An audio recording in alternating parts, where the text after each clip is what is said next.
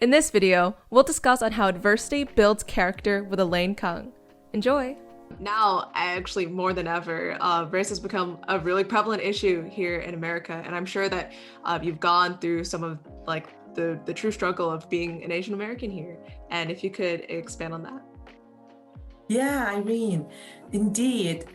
Although I do want to caveat and say not kind of fixating on race issue as the main challenge, because sometimes people may treat you differently for various reasons. Yeah. Sometimes it could be race, sometimes it may not be. Mm-hmm. So for me as a young Asian American engineer in a male-dominant environment over my 33 years of career, there were times that I saw how I could be treated differently.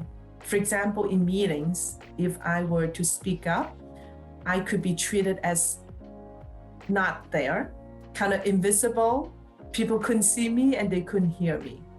So there was one time when I was in a meeting with 20 people, and I always invite Jesus into my work, as you know. In fact, I have an empty chair in my office that reminds me Jesus is there, and he shows up, he orchestrates. So I pray about an idea that I would suggest in the meeting.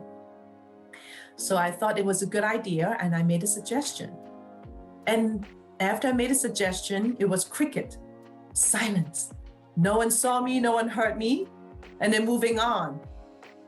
Then someone named, say, John Smith, and a Caucasian American coworker, made the same suggestion. Guess what? The whole room of people say, John, what a good idea. And I was saying, I thought I made the same suggestion. So this is a time, again, asking Jesus, do I storm out of the room? Do I get mad? Do I just yell at people? I said the same thing, you didn't hear me, right? I didn't do all that, and I prayed, and then God gave me the wisdom and said, well, John, thank you for agreeing with my idea.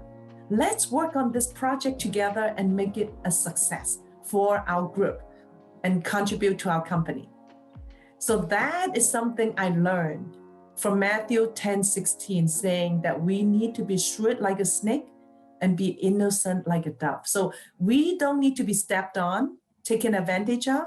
We learn to be affirmative, not aggressive, but affirmative and assertive, to have confidence and speak up. So that's one example of an experience how I handle when people may not treat me in a fair way. Wait, that's amazing. That's so great. Being able to establish to yourself and your others that you can't be taken advantage of, but you can still interject yourself and you can still have great ideas that ought to be considered.